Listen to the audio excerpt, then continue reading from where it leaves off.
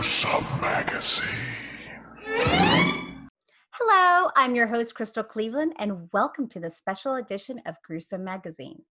Tonight, we're doing something a little different, and instead of reviewing the latest in streaming on-demand horror movies, we're doing another filmmaker spotlight. With me tonight is writer, director, special effects guru, decades of horror, 70s and 80s co-host, Bill Mulligan. How you doing, Bill?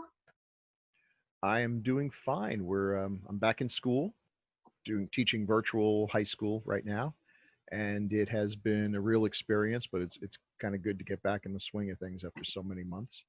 But really looking forward to this because I get, once again, as with last time, I have two of my favorite people to hang out with right here on the screen here. Yeah, I totally agree. And that includes you. I'm talking Han Solo and Crystal Cleveland.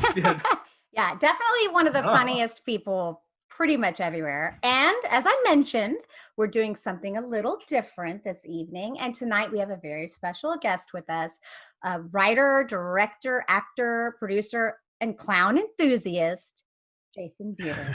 Welcome, Jaysen. How are you doing tonight? I'm not a clown death enthusiast. You have to be very specific. Yeah. I don't know. You make a lot of movies with clowns in them. We're sort of splitting rainbow curly hairs, I guess, at that point. So I love clowns, so I love dead clowns. I mean, but you'd be fine. But no, I'm doing fantastic. I mean, I get to be able to talk to you, and then Mulligan's off there up in the corner. So I mean, it's like it's a win-win for a Thursday, you know? Totally. I mean, yeah, and Bill, sweet Bill. Sweet innocent Bill. I feel like we've been corrupting him. Old Bill with an AOL account and your dial-up. I mean, if you would like to send any emails to Bill, his email is hotforteacher@aol.com. But it's for the number. Oh, yeah, 4. Right. Or you might just use smoke signals. Either way, I'll pick them up. Oddly enough, "Hot for Teacher" was one of the songs I could never figure out the drum beat for.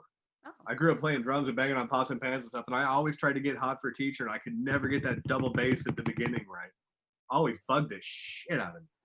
I don't know what rating this show is, so I can. I'm pretty. Yeah.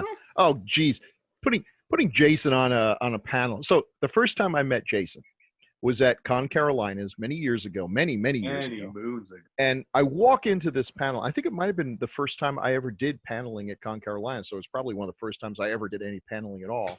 And I see I like to wood paneling this guy. Yeah, I see this guy sitting there. And okay, if you've never met Jaysen, awesome. don't be fooled by his conservative Republican exterior now. At the time, he was a little intimidating looking, kind of looked like, someone who might be a roadie for Motorhead or something. And I'm like, oh boy, we're off to the races. So I sit down and I don't know what I'm expecting, but we start having a conversation. And I quickly realized that this is one of the nicest guys you're going to meet, a devoted family man. Oh yeah. Every child should have a father who loves them as much as he loves his son. It's absolutely wonderful to see. And just, so don't judge a book by its cover is the lesson learned there. And then it turns out he makes movies. And, when you like somebody and they start making movies, you have that thing where, oh, God, they're probably going to suck. And I've got to come up with ways of saying, well, that was certainly a movie. Yeah. A movie. That was like a film I watched. I watched that film and I would, yes. It has a beginning, if a middle, and an end. That's the sort of thing you like. Yeah. And no, he made the trilogy, the Hot Pink Jesus trilogy, I'm sure we'll get to. And with every film he made, it got better. And not just a little better, like you finally figured out the 180 rule or how to focus the camera. I still don't get the 180 rule. Like Jesse's drawing out for me on a fucking tablet. And I'm like, yeah, but just do the thing. But I mean, like a quantum leap. I think the 180 is a little antiquated now. I mean, because I've seen it broken so many times successfully. So. Oh, it can.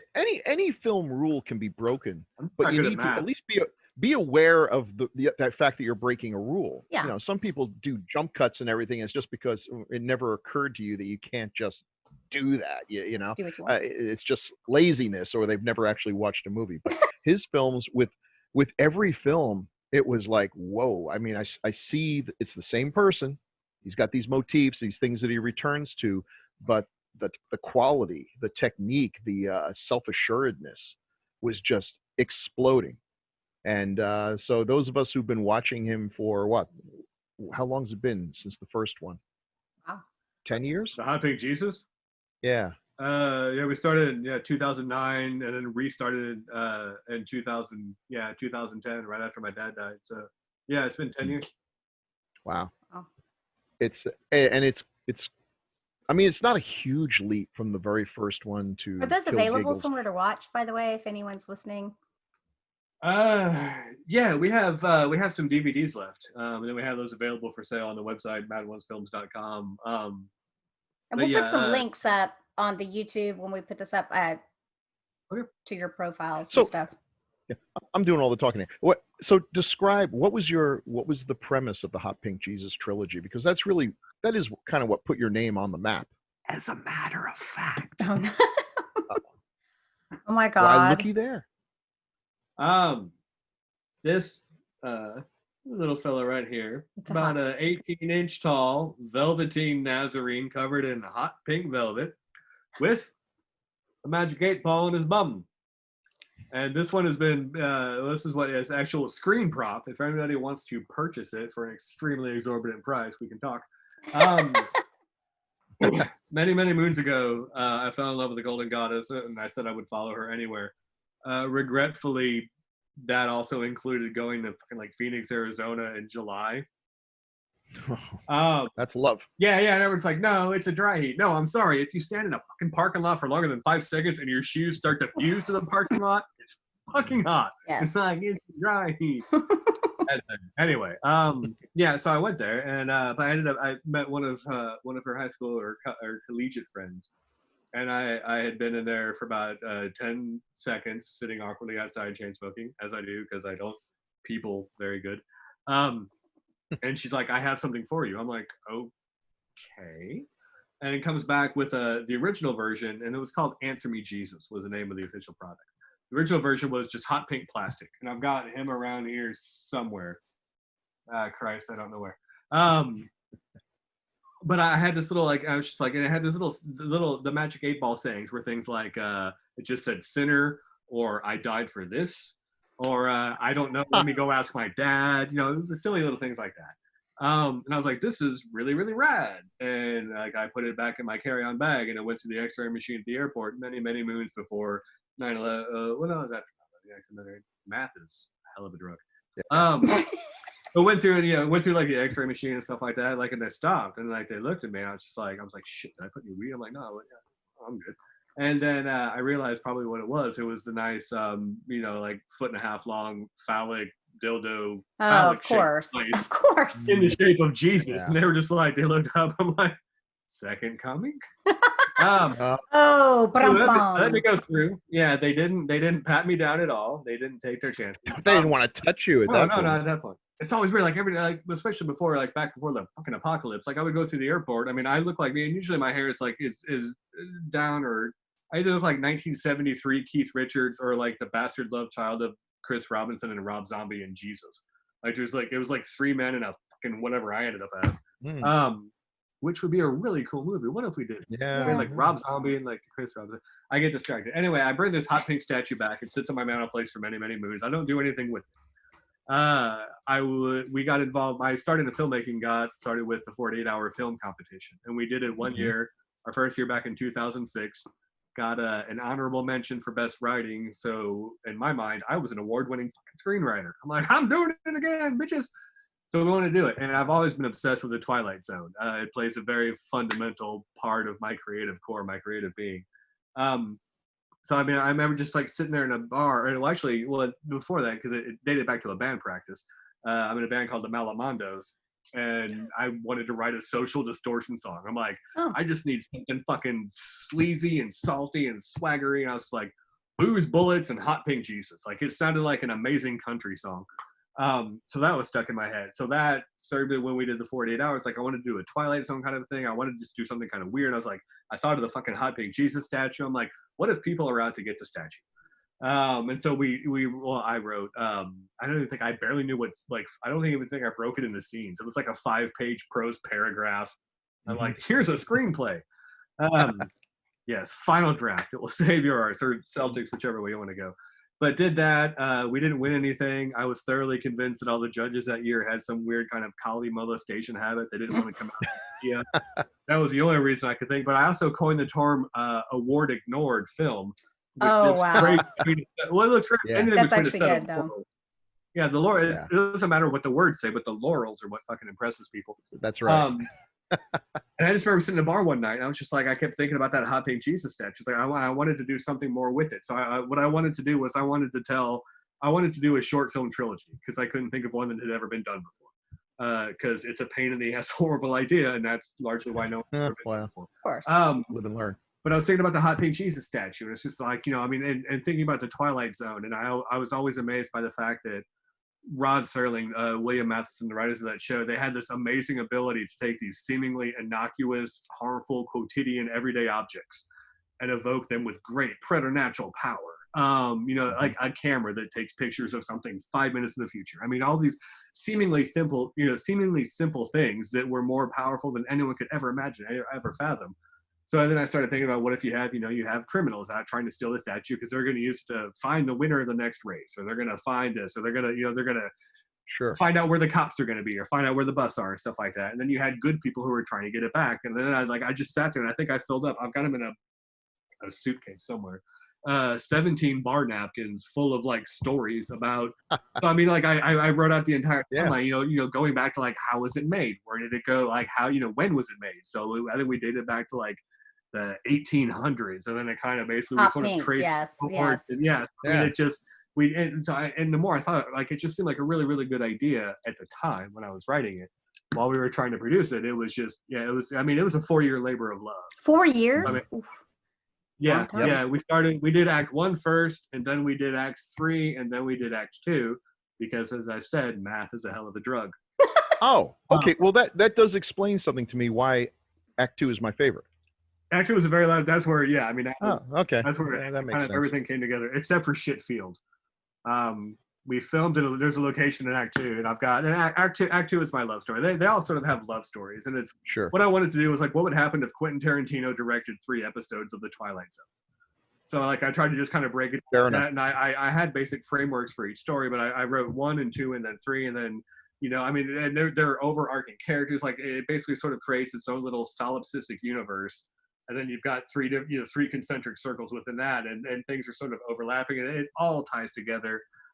In retrospect, I would love to be able to write just a feature length. I mean, do it Pulp Fiction style. I mean, just make one story that contains all, and just go back and forth and skip all over the place. And that's one of the dream projects that's on the slate for 20 whenever the fuck, if we still survive. But no, and I would love to be that. But I mean, it was just, but Shitfield was a crazy place, because it's a love story. We have a character called Trickster, and then we have our female protagonist, who's Diana Maria Guillermos, because my mom's name is Diane Marie Williams. So and it's everything I write is really autobiographical, and just kind of that's what. Well, every writer takes from their own life. Oh yeah. So we did that, but we had this very romantic, just like a beautiful tree, just like a beautiful forest. I mean, it's just a very serene, sublime setting. We've got like Trickster's laying with his back against a tree, and then Diana's laying against him, and we had a perfectly framed shot. We had like the magic hour, which, as we all know, lasts for like 6 fucking seconds. Right. And we got there way early. We were gonna set everything up, and we pulled in this beautiful field, and there's like 4 fertilizer trucks spraying literal shit everywhere. That sounds super sexy. Yeah. No, it really set the mood for romance. That was kind of like, remember when we shot Knobgoblins? Yeah. Christopher Moore's Knobgoblins. Well, except Jaysen was an actor in it. You didn't have to smell all the construction people dropping. No, but was there not like every distraction? There were so many sounds. It was like becoming a joke. We'd hear a duck quacking, and then some folks were working on a roof, and then out of nowhere, and it was a freezing cold day, a ice cream truck tinkles by playing those dopey sounds, and it was the sound person's nightmare, because it wasn't just construction people working in the background. It was them working in the background, and dropping all the metal down the metal slide from the first floor to the ground. So it's just like, and then there's also a running and bicycle path with all those morons doing their thing. And like there was a fucking air show because planes kept flying over, and like the old timey planes, like the really noisy things. Now you get cast a lot in things like that because you're such a unique looking person. I mean, does that surprise you, or? That's the nicest way anyone's ever put that, Mulligan. Thank you. You are very unique. Much like Rondo Hatton or other people who were born with some genetic defect that allowed them to be cast in horror movies to save on makeup. So Michael Barron, you know, the guy that played Sloth. What was that, John Matusalem? Clearly, I think you look completely normal. I don't even understand. Like when I first met Jaysen, I was like, well, I thought this could go one of two ways. He could be a total. I was like, you're not wrong. He's either going to be a total dick or the nicest person ever. And because I get judged a lot. Well, my tattoos and stuff like, so people like, it just depends. If I have like resting bitch face, people, but I am like, I try to fight because I love, you know, I never want to make people feel bad, but you're the same way. You're so kind. Like, I think it's so obvious when people meet you, like your sweet, sweet soul. And then of course, when they see, you know, you with your son, I mean, it's ridiculous. Right. Yeah. So sweet. I do love them. You kept doing shorts, really good ones. Don't let the light in. Wait, what? Right? Don't let the light in the corner. Yeah, we have between Hell and a Hard Place. Between Hell and a Hard Place. I mean, just really top-notch stuff and everything. You worked on Between Hell and a Hard Place. Yes, I did. Thank you for mentioning that. Yes, that was a lot of fun. And you know, we kept saying, when are you going to do a feature? When are you going to do a feature? You know, it's not enough to make great shorts. People start, when are you going to do a feature, movie boy? And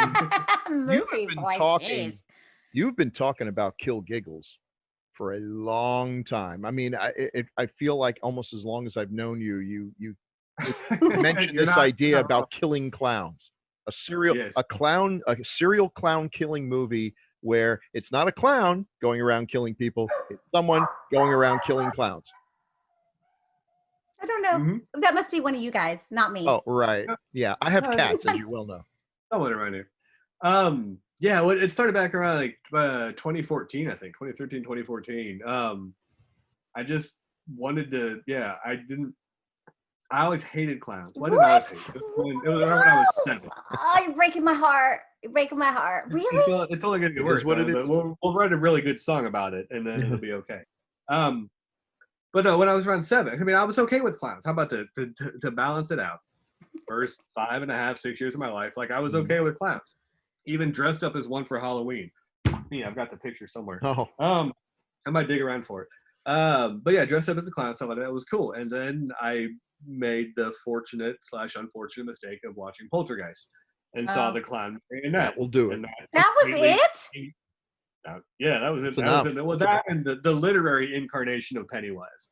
So, I mean, I started reading Stephen King at way too early of an age. So it's like between Pennywise, but no, the fucking clown marionette, done. Yeah. Done. That movie traumatized a generation of people. It's like our Bambi. Well, it's like I can't like we were just I saw part of it just a couple of times the other day. It's like I love everything about that. Or no, we were watching the Cursed film series on Shudder, which is super rad. Yeah. It's amazing. It's a little disappointing because like I was kind of wanting more curse stuff, and it's like there's a story about a curse.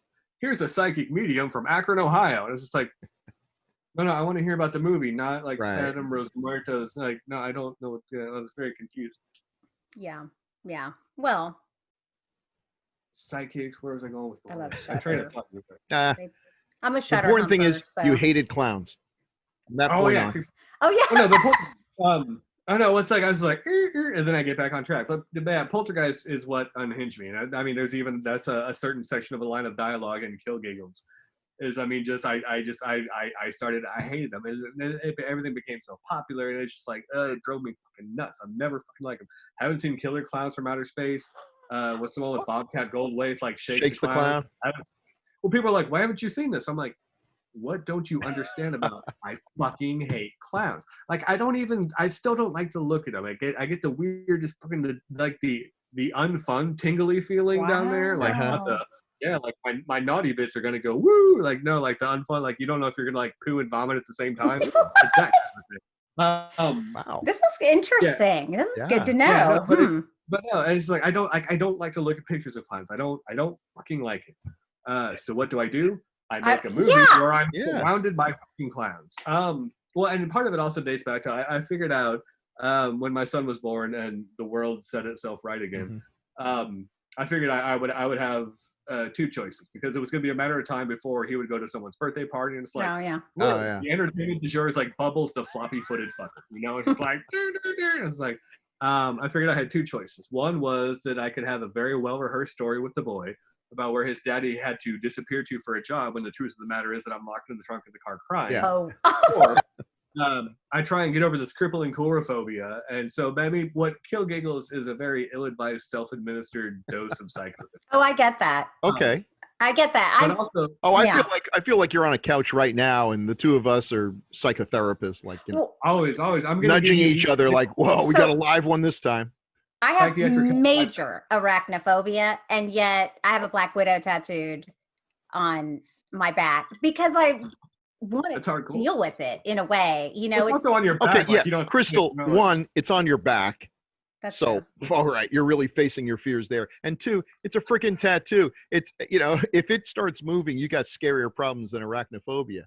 I mean, why would you say that, write Bill? the story. Why would you say that? I thought you were going to say something. Why would you put that in my head?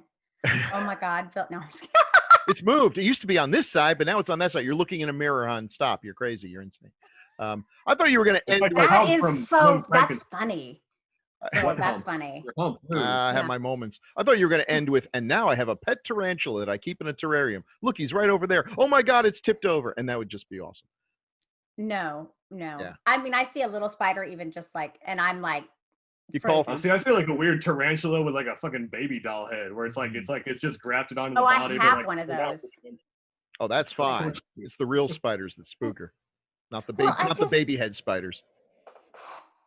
That's okay. Hey, that's when I feel the most like a man in my house. When my wife finds a spider and calls for me, help, and I, bound, dun, da, da, da, land like a superhero and swat it with a rolled up piece of paper and then wipe up the remains and flush it down the toilet. And it's like, well, my job here is done. That's so sad. No, I rehabilitate them. Of course I kill them. What do you think?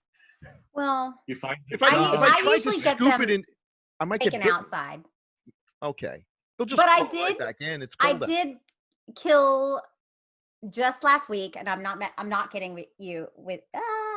Actually, and I killed it myself. The biggest Black Widow I've ever seen in my entire life, and I'm not kidding. Like its body was massive. Like this bitch had lasted. She'd lasted a while, and I had to kill it because I can't let that. Well, Black Widows are nothing to dick around with. I mean, that's seriously. I felt bad. Mine was the Wu-Tang Clan. Yeah. Well, we just had our roof done, and the workers reported today that there were copperheads living under my porch. But I'm not entirely convinced that their snake identification abilities were all that. I think they believe there's two kinds of snake: those with rattles and copperheads. So it didn't have a rattle, so therefore it must be a copperhead. But whatever. Did it say "Don't tread on me"? Boy, we went off on a tangent there, huh? Oh yeah, we did. So let that be a lesson. If you're ever on a panel at a convention and you walk in there and Jason and I are sitting behind the table, just walk out. Just leave. I'm usually really good at staying on track though. Like I usually try to corral. We're messing with you. We'll do that. It's not going well for me tonight. Yikes. Like Railroad Rhonda. So we were on how he got to be the way he was, his clown phobia.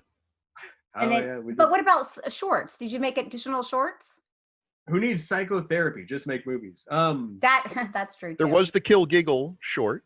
Oh. Well, yeah, we did Killing Giggles. And that was sort of I've always, I think, had an ability to be able to weave words, golden words and silver tongues, and kind of craft marketing messages. So marketing, that's sort of the real grown-up daytime job I have.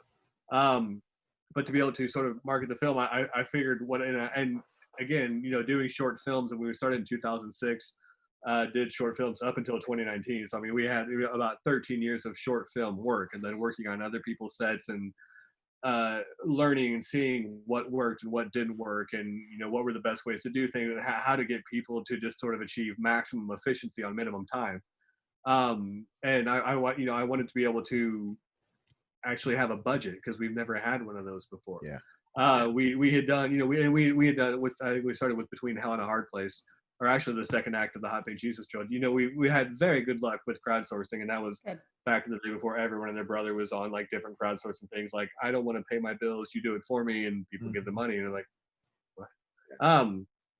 But I had good luck with that. But I mean, I wanted a budget. I wanted to be able to do the biggest and the baddest and the best and the most brilliant, the most shiny thing that we'd ever done before. So I wanted to be able to secure the locations I wanted, and to be able to pay people not necessarily what they're worth, but at least a modicum or fraction of their time, everything else like that. Where was I going? Kill Giggles. Got distracted. The short, Killing Giggles. Oh yeah, the killing thing. The marketing. Thank you, Mulligan. But just seeing what other people did. So I wanted to be able to have a proof of concept. I was like, if you're going to try and woo investors, not just crowdsourcing, and that's not to say that one is more pejorative than another, but it's just like I wanted to go after, to me, like Indiegogo and Kickstarter, those are sort of like the perk-based promotion things. Like, you can raise a good chunk of change, but oftentimes it's more about physical items and shirts and DVDs and Blu-rays and there's a lot of extra work that goes into that too. Yeah, there's a ton, and that's a whole other thing that a lot of indie filmmakers don't consider when they start those campaigns. So I wanted to be able to have the proof of concept. I wanted to be able to at least give people a palpable sense of, this is what we want to go for. I had finally whittled the script down. The first draft of the script was 300 pages, and I wasn't done yet. But every time I would tell Jesse that, like, he would pee a little. So I'm like, all right, I got to so I got it down to like 200 pages. I'm like, we're fine. And like, he was still like, there was a little tinkle. I'm like, shit. Yeah. All right. So like, I just kept chopping and chopping and chopping and chopping and chopping. Got it down to a very svelte and soigné 109 pages. Perfect. Wow. Yeah.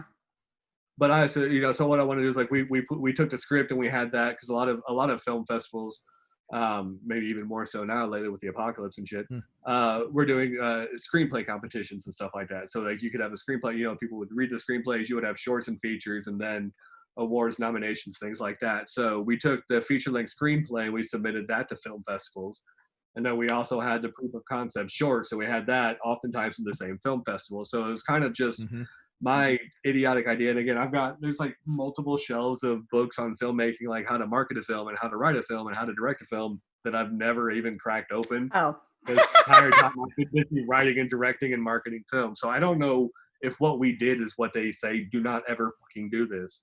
But to me, I mean, I wanted to be able to give the sense, to be able to have the story fleshed out. And then what we did for the proof of concept is we essentially took the first scene of the film. So it introduces our main protagonist, Tommy Dos Santos. It has, it's got a lot of sort of expositional voiceovers setting up what's going to happen in the film, but it just sort of ends with that ending of the first scene, and then you have to kind of imagine what happens next. So, to me, both the words and the visual were very important to be able to establish a sense of what we wanted to do with Kill Giggles, and I think it worked. Yeah, I guess it worked. I mean, we shot. Well, did you get investors? We did. Well, we then did. it worked. And I mean, we shot a feature film in 19 days, but I mean, a lot of that was just, that was spending all the time since 2014. I mean, Jesse and I, there was one death scene when we decided to draw and quarter a rodeo clown. We probably spent about 2.5, 3 years just plotting out that scene and what we wanted to do and where cameras would be and shit like that. But then when we pulled it off beyond anyone's fucking dreams, because I think we had like 6 cameras going at one time. We thought we were only going to have one shot at it. We ended up getting multiple shots, but I mean, it worked out so and amazing. by pulling it off, you mean the arms, the legs, the torso, the whole... All of it. Yeah. All of it. Sammy Castle died a good death. Sammy. I can't wait to see it. That's yeah. What? Well, Sammy's got a face made for killing. I mean... He does. He really, really does. Great guy. So one of the things I was going to say, when you go to a Jaysen Buterin joint, you get to see, you don't just get to see Jaysen, but it's like meeting a whole bunch of folks you really like, because you do have a regular crew that you work with a lot. So you're going to see a lot of familiar faces. What are some of the folks? Hold on. I said I pronounced your last name wrong. It's Buterin. Yeah. I said Buterin. Really Buterin. Yeah, it's okay. I am so sorry. I feel horrible now. Buterin. I grew up So getting much called the better. Butter Man on the playground. so I much mean, better, like, too. I forgot to put the Y in his name until probably a few months ago. I mean, yeah, it's I'm Jaysen. sorry. I mean, yeah. Listen, No, you were. I mean, you were. Yeah, you were. listen, if you were don't have an easy to pronounce name like Mulligan or Cleveland, you're just going to take your lumps Yeah. and have the occasional mispronunciation. So, No, I mean, I get it. I mean, we can't all be Michael Ray Williams, you know. yeah. Oh, so One of those, I was going to say, what are some of the? We'll get to Michael Ray Williams in a minute, the man who will I don't one trust day the kill names me, people and on no there. one will convict him for it. But what are some of the other folks on the crew? You've mentioned Well, yeah, it's just sort of become. Jesse. I mean, I sort of use Mad One's films as just a sort of a very generic umbrella. I mean, we got Mr. Jesse H. Knight, who has Jesse Knight Films, and I mean, he's just an amazing writer, director, cinematographer, editor, everything else like that. I mean, Mr. Jason Ledford, we got Mr. Thorin Clater, who was our assistant director on KILL GIGGLES, and he's just amazing. Gosh, there's so many people. I'm gonna forget. I hate names, See, I put you on the but I spot, forget people. and then they'll be like, But no, but you didn't like, mention me, you hate me. Yeah, we like I want me like Joe Hart. And one of the Joe's, things yeah. because we were recording a little behind the scenes interviews and stuff while we were fundraising for KILL GIGGLES. But it tends to skip my very clouded mind that when we started first shooting the first act of the Hot Pink Jesus trilogy, that was Joe Harp's first film gig after Wow. coming up to Archdale, and like we started shooting stuff, and then it all fell to shit because my dad was dying, and the actress is like, I don't need to learn lines. And I'm like, both of What? these things are wrong. Yeah, it was just like it was a bad time. So we recast, reshot, everything worked out for the better. But yeah, so I mean, like Joe Harp, I've known, and I mean, he's worked on, I think, damn near like everything I've done. Yeah, I mean, it's just been amazing, and then to watch his talents flourish and to be able to have these friendships with people, and it sort of starts off, you meet people on film sets, or you do something like the 48 Hour, new people sort of come into the fold, but then to keep making things with these people and to be able to watch, I mean, just their talents and their expertise levels and everything else like that just unfold exponentially. It's amazing. I mean, Jesse Knight, I mean, is a hell of a storyteller. Ledford can light and shoot a scene it'll make an atheist see God. I mean, it's fucking amazing. That's a nice I mean, reference there. to be able, well, no, and I mean, I think about, I think about friends. I mean, honestly, Molly, I think about you. I think about like Christopher Moore. I mean, I've got so many people that are amazing film friends, and I know you said this about me, and I don't believe it. I think you're just being nice. But I mean, that just keep getting fucking better and better and raising the bar. And But you get to Bill's go not to these nice, so he didn't say it just to be nice. Yeah, I'm just kidding. yeah. He's No, the I'd nicest say, person in the world. listen. In truth, I would say it if it weren't true. So my opinion's worthless. But in this case, it is true. That's true. Clearly, Yeah. it's true. And I'm not saying his stuff sucked, but he did improve. No, your stuff like really it had that raw, like someone who's just been given a movie camera. I love watching good filmmakers, their early work. Someone who's never been to film school at all. Never been to film school, but loves Hey, that film, doesn't matter. and loves the idea of making a film, and now they have their chance, and they all believe this is the last chance they're ever going to get. Someone made the horrible mistake of giving them the chance to make a movie. It'll never happen again. So they throw the kitchen sink, and they're literally tossing the camera in the air and doing all these really creative things. And I think this is true even for the Hollywood type. I mean, John Carpenter's first movies compared to John Carpenter's last movies, they're slicker and more professional, but there's a spark that's missing. And you have not gotten to that point yet, and hopefully, never will. I expect more big things from you in the future, but it's awfully cool to see this promise coming to fruition, and this idea that has been percolating for everyone's got an idea for a feature film, and 99.99% of the time that's all it will ever be is an idea. It doesn't get fleshed out or even written down, but you've pulled it off. When did you? I think people are just going to be happy to hear me stop shutting the fuck up about it. Until then they'll. Where's the sequel? So, at what point did Michael Ray Williams was Michael Ray Williams your it's got to be him as the lead? I mean, it was always him. I mean, I remember there was that first Chattanooga we went to. Like, what shit was that? Like 2012? Oh God, yeah. Or it was a hot minute. Michael Ray Williams and I, for a very long period of time, we looked like the Black Crowes or any other fucking heavy metal band with a video on MTV, which used to play videos very, very many moons ago. And I know, and I've heard from people like, writers, directors, like, you should never write, a role for a specific person. That's an Why idiotic not? piece of advice. You That's know, a it's like, stupid piece of advice. silly. Ignore that. I'm like, it's him. You know, and I've done that, yeah, multiple times. Like, I mean, well, between Hell and a Hard Place. I mean, I wrote that. I mean, you know, the character of young Jack. I mean, it was always Michael. I didn't. I mean, there was never any sort of casting doubts or casting couch. There might have been a casting. I think couch. I think when people give you that advice, I think what they mean is don't write a role for Peter Sellers because you're unlikely to get him because he's way overpriced maybe. and dead. So, but Yeah. but if you've got a local He's talent just sleeping. who will work for peanuts and that's pretty much all you have, and you write a role that is good, I mean, well written, and you know they can do it, and they see, and it's been, It's it's silly an opportunity for them too. Of course, you would do that. You got a I talent think like it's him around. silly to- Write the Well, script now before he gets famous and can't do it anymore. Well, I mean, even if I hadn't seen this film, I mean, it's just there are those certain people who come into your life who have such fucking talent. Yeah.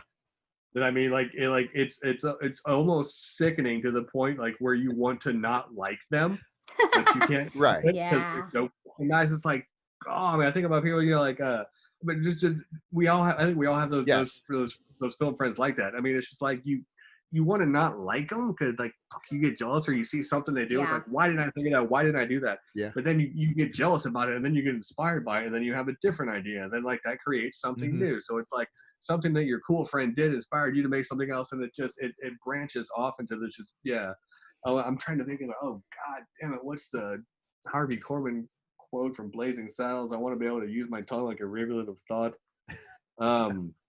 It escapes me right now. It's Headley, damn it. Not Hetty. Hedley Lamar. Blazing Saddles was a movie back in the 70s, Crystal, because I know we I had do this, know what she knows what Blazing that one is. Saddles is. I just Okay, didn't know I what just- soap I mean, I- was. I didn't know what Well, I didn't know where you started from 1980 onwards or like. I didn't know what soap. The best Soap. sitcom ever made. Great, Or great was it sitcom. soaps? And then I was actually talking to someone else about it. I was like, "Have you heard of soap?" And they're like, "Yeah." And I'm like, Jesus, "Of course you Yeah. have. Of course you have." I've got the theme song in my head right now. The dun dun dun dun dun. This is a story of two sisters, Jessica Tate. Jessica Tate and Mary Kim. God. I do like Billy Crystal though, so It's really worth watching. I mean, it was ahead of its time, so it's not as dated as most sitcoms would be. Oh God, no! There's no way. It's one of those things you can never get away with making today. Oh 'Cause, God, I mean, like, no! Politically incorrect. Crystal was not the most an openly homosexual character who was going to get a sex change, like on a primetime sitcom. yeah. Wow, Right. that's This was amazing. 78. Now that's a Yeah. Nickelodeon show, but at the time, Yeah. it was really radical. So. Oh yeah, they did shit in that show. Like I remember watching that and not getting it, but knowing that I shouldn't be watching it, which made me want to get it all the more. I'm like, fuck, I want to know what this is.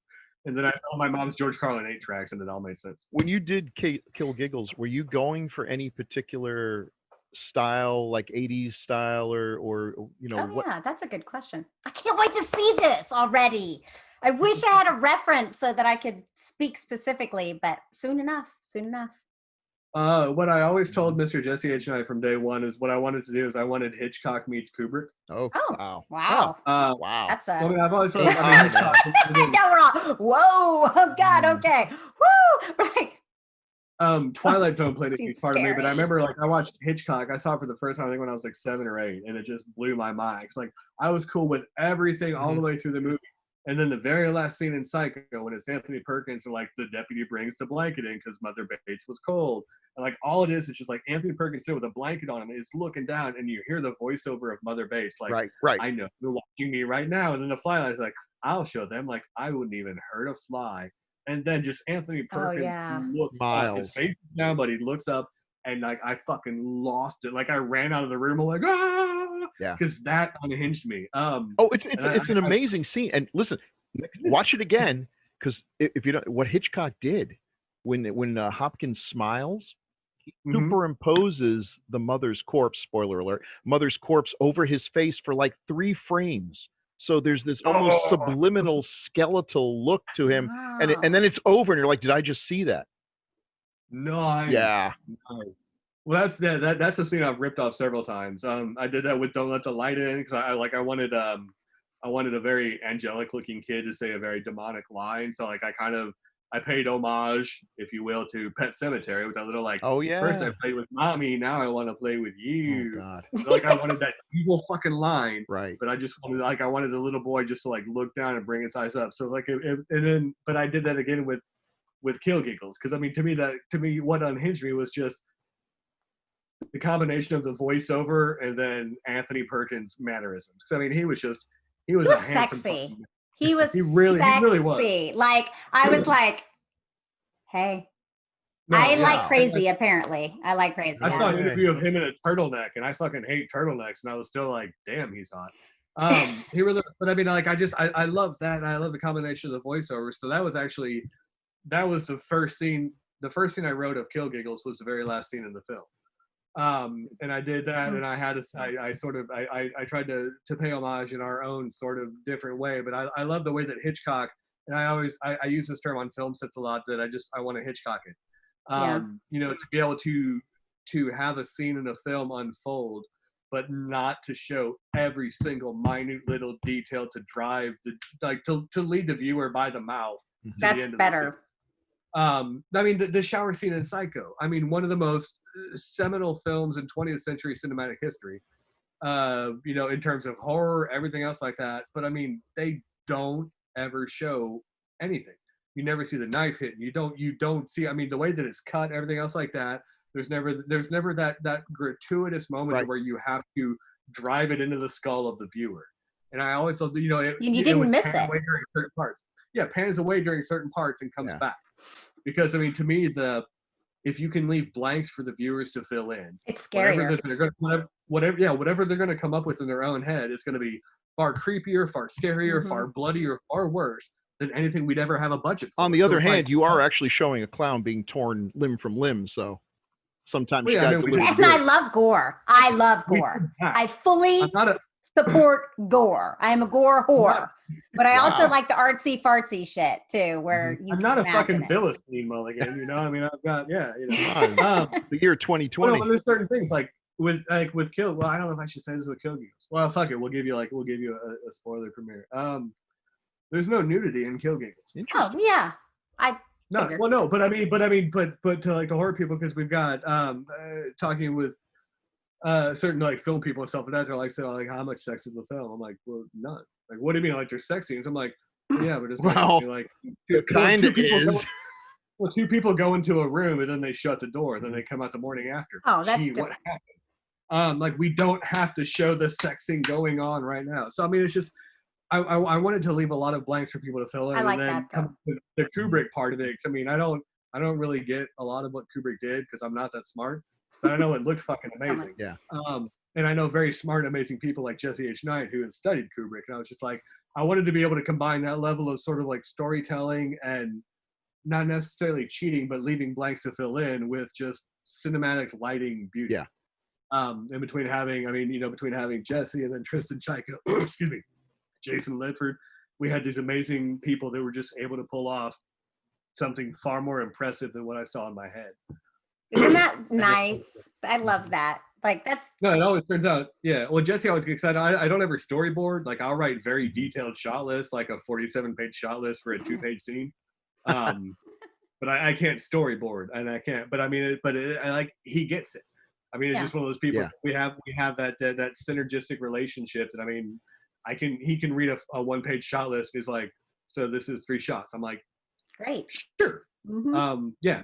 So it's about finding brilliant people that take whatever twisted vision you have in the back of your gray matter and make it something powerful and magical. But not only that, also being able to hand over the control to them too, because that could be really hard for people.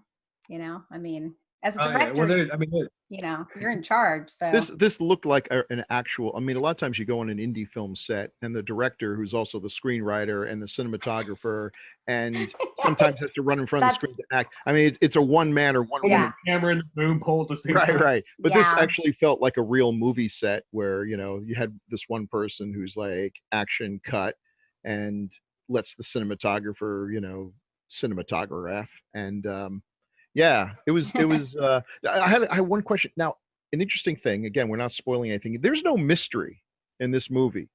It's not like who's the clown killer. I mean, we know from the get-go that the protagonist, and this is an unusual thing, the protagonist is the villain, I guess, especially if you're a clown. Villain, or I mean, anti-hero. He's definitely an anti-hero, and I guess that's kind of a challenge. How do you keep the audience? Because as an audience, we want to, even if we don't identify with them, we have to like the protagonist, the anti-hero, the Hannibal Lecter character to a certain, to a certain degree. He's got to be charming. There has to, yeah. So, how do you do that? How do you sustain that for a whole film? I mean, to me, and then I don't look at Kill Giggles as a horror. I honestly look at it as it's more of a thriller. Oh, okay. And we don't, I think we eschewed a lot of the modern horror tropes. I mean, it's not gratuitous buckets of blood. Dude, my hope is the most gratuitous thing about this film is the story. Oh. And I mean, because and ultimately, like the love story plays a very significant part, because we have this killer who is on this path, who then comes across somebody who takes him off of that path. So he's trying to get back to his original, sort of destination, but he keeps getting distracted. And what do you do when the heart and the mind are constantly fighting back and forth, and who wins? So, right. And he's also got a very, and I think we can safely say this. I mean, our killer has sort of, he doesn't see clowns as people. He sees them as monsters. What? Okay, no, I guess we'll find out why. Actual monsters. You what?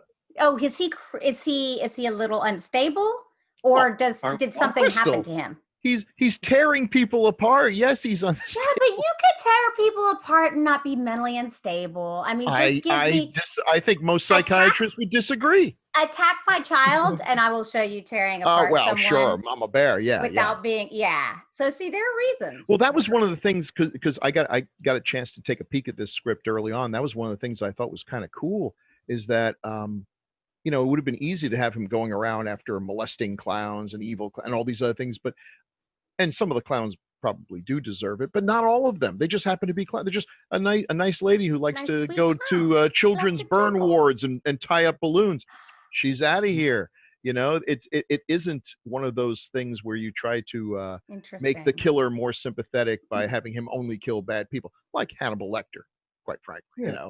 Yeah, that's one of the things you like about Hannibal, is that he goes right. after But this people that are rude. Like that. He's killing people, but he doesn't see them as that. So in his mind, he's not a murderer. He's killing monsters. Cleansing the world. He's a witcher. He's a witcher. Wow. I haven't seen that show yet, but yes. Oh, it's great. Oh, the game is amazing. It's all so good.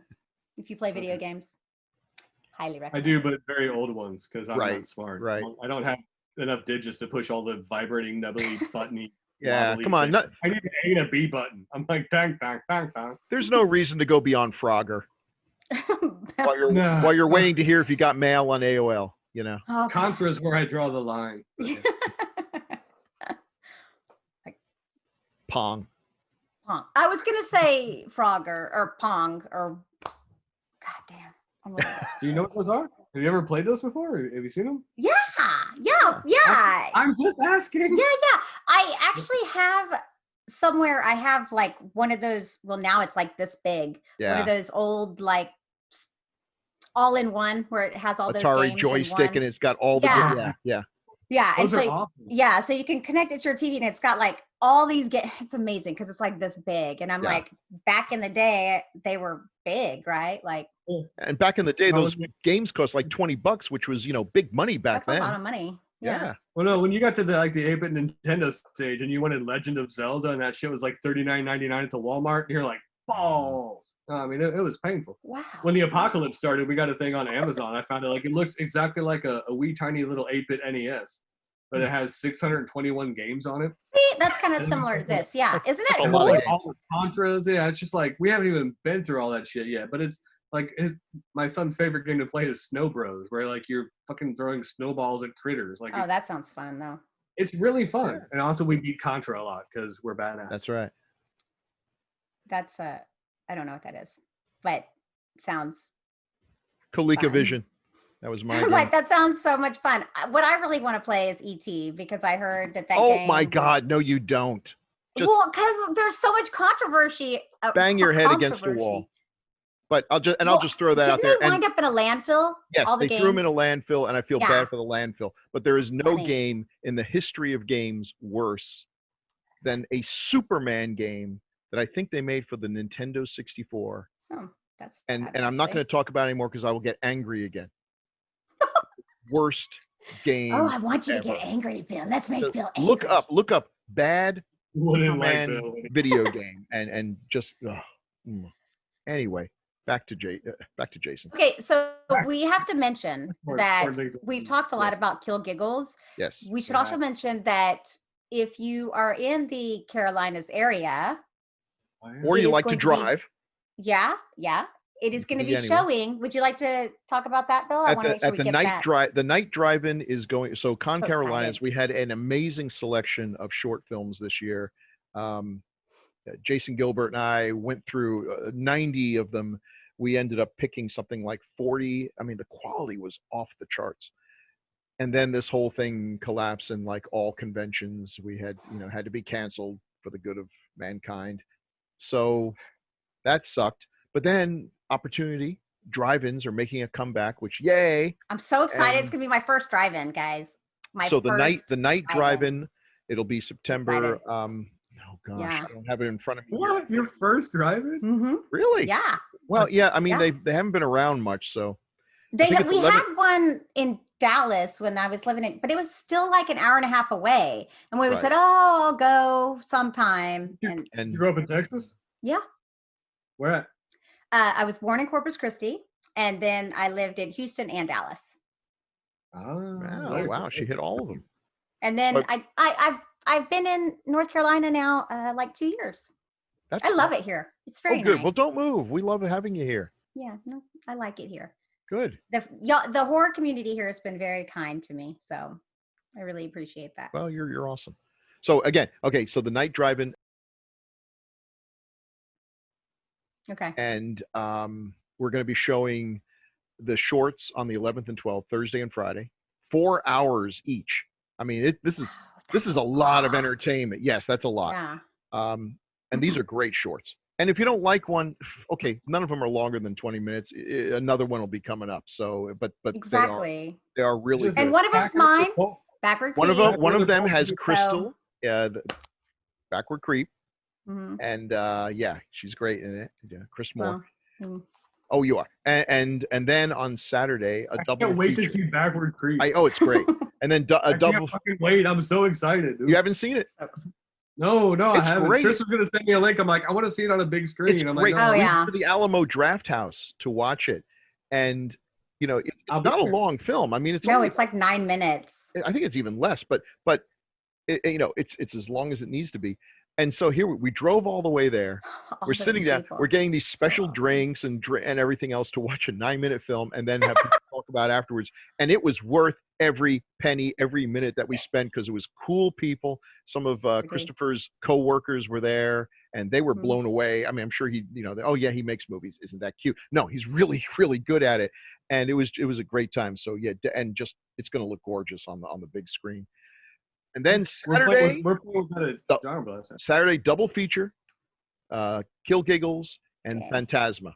So you'll get to see Oh, I haven't. Oh, I playing did with see Phantasm? Bloody Ballet. Bloody We're playing Ballet. with Phantasm? No, not Phantasm. Bloody Phantasm. Ballet. Bloody Ballet. Phantasma. And so locally produced and absolutely gorgeous looking. You'll be like, well, these are Hollywood productions. No, they're not. Yeah. No, they're not. Hollywood doesn't do cool stuff like this anymore. Hollywood does sequels and remakes. Yeah. You know what it's would be great? unfortunate.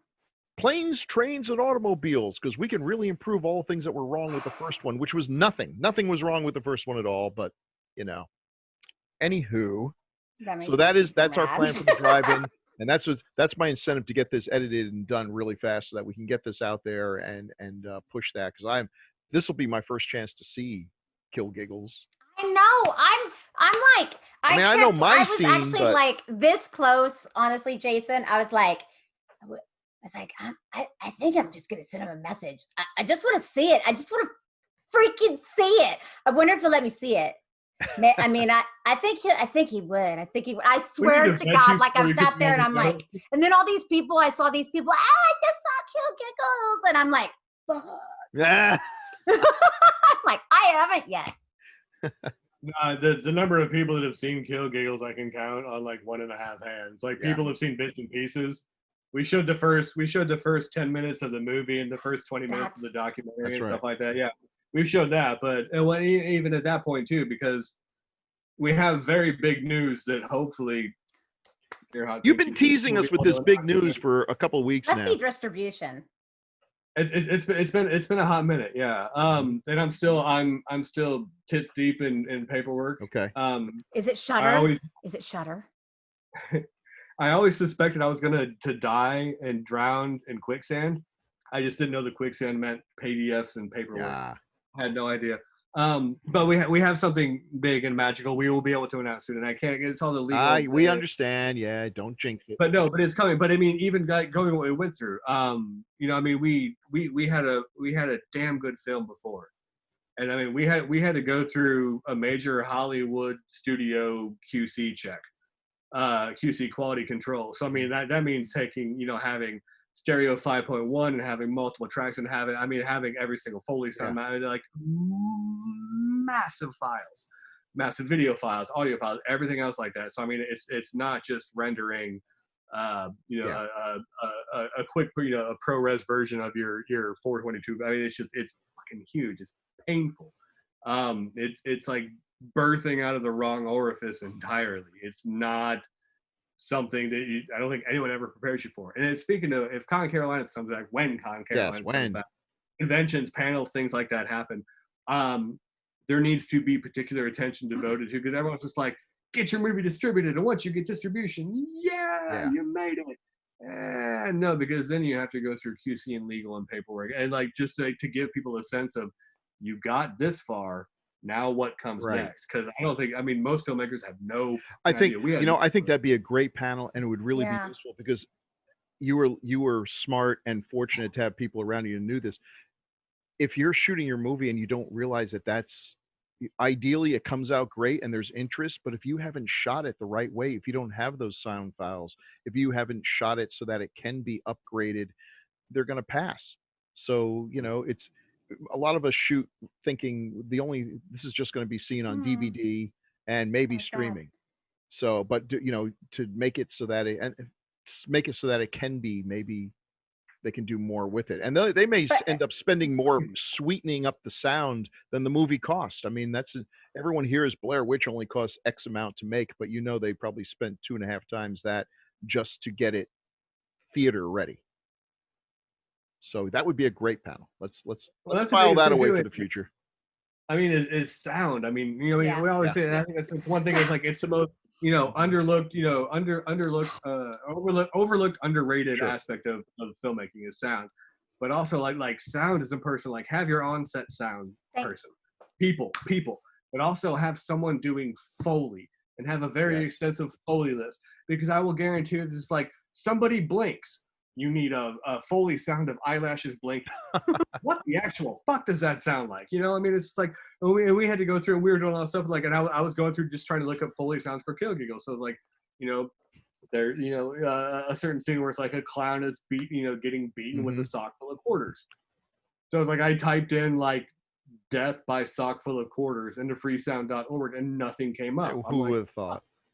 Yeah, but then we had our and Mr. Thorin Clater again, who was the AD. He came in and did a lot of, him and Frank Calabrusco did a lot of amazing Foley sound and layered multiple sounds to be able to get the proper sound of a clown, a skull getting crunched in by a sock full of quarters, and it sounds fantastic. But the version we've got now, the version that will be at the Con Carolinas Festival, cattail. Yeah, I know actually the cat has been going in his face too. Yeah, He's like, I'm like, it's so cute. It's the cutest thing. Cute. Yeah. Oh, kitty. Yes. But the version we have playing for Con Carolinas. Oh, hello. The version that will be screening at Genre Blast, which will hopefully be our world premiere. It was supposed to be Crimson Screen Horror in the Apocalypse. It's like, right. Yeah. Really go well. But yeah, but I mean, just to be able to see a film I was lucky enough to be a part of screen at a drive-in is amazing. Awesome. Yeah, it's so rad. The first drive-in I went to, I mean, Empire Strikes Back at the Overland Park Cinema, drive-in cinema in St. Peters, Missouri. 1980 was first. That was it for drive-ins for me. It's never going to get any better than this. And we screened one of our festivals. We've been lucky enough to get it as the Austin Revolution. Yeah. Yeah, they're awesome. And for a couple of years, they teamed up with, I think it was the Blue Starlight Drive-In. So it's like we got to watch. I got to see Don't Let the Light In The Corner, and then as well as like I got to see Knob Goblins there, like a couple of films that I had acted in. I think I was in 4. I was involved in 4 films at one year. It was That's crazy. Great. But to see those films at a drive-in, I mean, to have grown up with that, growing up, I grew up in the backwoods of the back roads of Missouri in the 80s, and my 2 best friends were the Scenic Regional Library and the video store. I grew up just watching, going to the drive-in whenever my parents would put up with me enough to be able to take me. To be able to see a film that, just a film I was a part of, let alone has my name on it, at a drive-in screen, and to see people there, and there's people eating and drinking and smoking and hotboxing their cars, and certain cars are humping up and down. I mean, just to be a part of that, like it made me feel validated as a filmmaker in a way that accolades and awards and all the other stuff like that never really will. Because I mean, that's a part of why I became a filmmaker before I ever knew I wanted to make a movie. Because I grew up loving movies. I grew up loving stories. I love going to a film and just watching everything around me. That's what made me want to tell stories. And yeah, to be a part of that, especially, to be able to go to the drive-in. So I'm pretty sure I'm going to be able to bring my son with me. I think I'll probably play his iPad half the time, because Minecraft is far more interesting than Daddy's movies. But Minecraft is interesting, though. Yeah, I don't get it. I remember the first time he's like, "Daddy, I love Minecraft." I was like, "The Hitler book?" Yeah. And he's like, "No, Minecraft." My God. I was like, wait, Mein Kampf. Yes. I totally don't get it. People come up and is like, "Look at this. I made a brick in Minecraft." I'm like, okay, that's a nice virtual brick.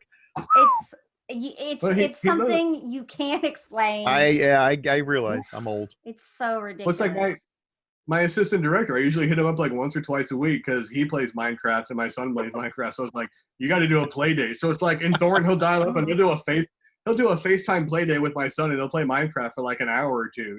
And it's fucking amazing. I don't get it, but on the bright side, it's made my son, like, we've started writing our own video game, I think, because he's been watching the Minecraft and he's had to do coding in school and stuff. So yeah, we're working on a video game. We wrote 2 short stories together, and now we're going to do a video game. It's going to be awesome. That is cool. I got to give a special shout out to Jaysen for something too. When we did, before Blood of the Mummy, our movie before that was Fix It in Post. And we had a role there for a douchebag indie filmmaker, a film school loser. And we, as one, we all said, Jaysen can do this, because it's casting totally against type, because he's the exact opposite of this. But he was fully capable of portraying that and bringing that. I'm sure you've run into those people. You were so funny in that. It was great. It was the highlight of the film, I think. It's a kiss of death when you hear that. I've heard that even recently, and I'm like, no, you won't. No, you won't fix it. You won't fix it. Fix it in post. Oh, that's the mantra. Yes, and I think Bill Mulligan was, "We'll fix it in post," because that means it's someone else's job. Right. If they can do it. And then sometimes they don't even talk to the person just to make sure that this is a possibility. Why don't you just maybe ask? Some people can't do everything. I've been handed some things. Could you do this special effect in this shot? And it's like, clearly when they made the shot, they didn't even have the effect in mind. But now that they've seen it, it'd be so great if this happens. Like, did you chroma key it at all? No. Or they are. Oh yeah, I'll tell you a story one day. But no, and these are cool people. These are great folks. But whatever. Well, we got lucky with Kill Giggles because Jesse was, I don't know if by choice necessarily, was kind enough to be cinematographer and editor for the film, and then he also did a lot of audio engineering. That does. So I mean, it's like, it's like we sort of, I can handle the writing and directing, and I can explain to him the shots and something. I mean, I've obsessed about. I mean, really since almost day one. I mean, I think like the very first short films we started shooting was pre-production, like. To be able to take the time, like if you've got someone shooting and you've got scenes, like walk through the location, do basic blocking and stuff like that. But it's like, or just walk through. It's like, here's what I'm thinking, action goes here, goes here, goes here, goes here. It's like, think about where to put the camera, see what the light looks like, and stuff like that. So, I mean, I would always be able to have these little set visits and stuff like that, and plan those kind of things in advance. Because then when you show up and it's like, you already know half of what you need to do. So the rest of it is compensating for Occam Murphy's law of razors, which is, you know, the simplest thing that can go wrong most often will. It's just, yeah, I don't, so pre-production, I mean, you know, even from just walking through locations, rehearsals are an amazing thing. They're very, very, very fucking simple to do. You can do them in the you know, coronavirus apocalypse area, but rehearse your lines. Have your actors walk through your lines. Because I've been on sets where it's like the actors meet for the first time. It's like, so let's learn this stuff. And it's like, we've got like 2 hours to shoot. Like, what? But no, I've like, never gone to a set and not know my lines. Never have I ever gone to a set. That shocks me. Well, you're a professional. That's what they're supposed to do. Yeah. I've gone to sets and not known my lines, and I'm the one who wrote the lines. How sad is that? Well, speaking of professionals, you got a hell of a cast in this movie. You've got some besides me and Tom Gore. I mean, okay, so obviously that's enough. Yeah. I mean, no, we got Tom Gore, we got Shane Terry. I mean, yeah, I mean that's the pinnacle of North Carolina. And we have Patrick G. Keenan. Yes, so I mean, it's like we have all 4 staples of North Carolina indie filmmaking represented, I think, fairly well and equally balanced. But you also got some folks you've got a few folks that have made their name in some other little films you might have heard of, like The Road Warrior or Night of the Living Dead, you know. Sleepaway Camp. Yeah. Yes. No, we got very, very lucky. And again, that's something I attribute a lot of paying our dues, whatever, on the short film festival circuit, because, you know, the short films that we're making, you know, we would make one and it would get into a few festivals, and then we would make the next one and it would get into more festivals, and then maybe get a nomination or two, and then you make another one and it gets a nomination and then it wins an award. So I mean, everything we did just built sequentially upon itself. But it was at the Crimson Screen Horror Film Festival I can only remember years by the films that we did. 2016. I had Don't Let the Light in there. And the thing about Crimson Screen Horror Film Festival is out of Charleston, South Carolina, run by Tommy Faircloth, Robert Sobel, 2 brilliant, beautiful boys that just do a really good job of programming national, international content. And then they'll bring in sort of one horror celebrity, kind of a VIP person. So it's not a convention. There's not tables, vendors, everything else like that. Like it primarily focuses on the film, the filmmakers, and then there's that one celebrity sort of VIP guest. In 2016, it was Felissa Rose, and I was lucky enough, like I sent like a face-based friend request. I'm like, oh my gosh, like I fanboyed out, and that's okay to do from time to time. Fan-personed out, so not to engenderize a fucking word. I don't know. Yeah, I was a fucking nerd, and that's a beautiful thing. But let her know that I was going to be there. I had to film myself out. She's like, great, we'll hang out. I'm like, yeah, she's never going to remember who I am. And then we were like, the first night she showed up, she's like, I can't wait to see your film. I'm like, yeah. And we hit it off. We started talking. Fireball shots were involved. Yes, she's awesome. She ended up like voting for my film for like the Audience Choice Award, and I still have that frame somewhere. I think it's over there. Nice. It's over there. But yeah, I mean, just hit it off really well. It's like, you know, I would love to be able to work with you someday. And I mean, say that as sort of like the fan person filmmaker. And she's like, yeah, she gave me her contact info. So I was like, let's keep in touch. I was like, I emailed her a few weeks later. She's like, and that's when I started writing the corner. I was like, there's a line of voiceovers. Like, I would love to have you involved in the film somehow, but it's just kind of a quick thing. And she's like, yeah, for sure. Let's do it. So, I mean, her line of her voiceover of the mother in the corner, that's Felissa Rose. Cool. So I mean, she got involved with that short, and then I knew I had to have her in Kill Giggles. So I mean, Sleepaway Camp. You know, I mentioned my 2 best friends growing up, and one of them was the video store, Video Classics, which was on Old Highway 47. I still remember my membership number. It was 148. If anybody wants to hack it. But Sleepaway Camp was one of those movies I remember bringing home, like renting every weekend, I think for like 7 fucking months in a row. Because I mean, to this day, it still has one of the most just jaw-dropping endings for a fucking horror film ever. And if you haven't seen it, spoilers. If you haven't seen Sleep, come on. Oh, come on. Where you been? But there are people out there. It's on Shudder right now, right? You hadn't seen Soap, so true that. Soap is not a horror show, so. It depends on the lens you view it. Typically, but no, you're right. But there's probably, I don't know, if the Amish people, like if they went on their fucking whatever Volstag or Reichstag or whatever that is, where you go into the woods for like, yeah. Yeah, Farfignugan. Did Farfignugan. you just say Farfignugan? Yeah. He did. He did. He really did. Bill and the Germans. Bill and the But Germans. so what was it like? Okay, so that's how you got Felicia Rose. How did you meet and approach some of these other celebs who, some of whom have a fairly substantial role in the film? Well, they're real professionals. It's fucking weird. Yeah. No, to this day, I still don't know how I did it. I don't. Yeah, it absolutely amazes me. I mean, Felissa, we just got like. I mean, Sleepaway Camp is one of those. I mean, I just like that movie. Is just always struck a chord with me. I love that film. Night of the Living Dead, I watched at a very young, tender age. I mean, just the fact that it was in black and white alone. Because I remember watching all the Twilight Zone. I watched a lot of Universal horror and stuff like that with my dad as a kid. You know, the Abbott Costellos, all that. I mean, anything black and white would always strike a sentimental chord with me. But just watching Night of the Living Dead, I'm like, this is fucking brilliant. I mean, it was just, you know, and I fell in love with it instantly. And then many, many moons later, Virginia filmmaker by the name of Matt Cloud was doing sort of a remake, a re-envisioning of the original Night of the Living Dead and taking the same basic story, but expanding upon what the characters were doing before we came up with them in the original Night of the Living Dead. So taking a story and just adding his own elements to it. But I was lucky enough to be cast in that, and I played a security guard in a sanitarium, and Judith O'Dea, who was Barbara from the original Night of the Living Dead, had a role in Night of the Living Dead Genesis. So I got to play the security guard. Like I wheel her in a wheelchair from her room to an interview room. I'm sitting there walking with the dude next to me, Donnie Sturgis, and I was like, this is the best fucking day ever. He's like, why? I'm like, dude, I'm like, we got Barbara. We came and got Barbara. Yeah. I'm like, they're coming to get you, Barbara. He was like, I'm like, that's us. We're that. Yeah.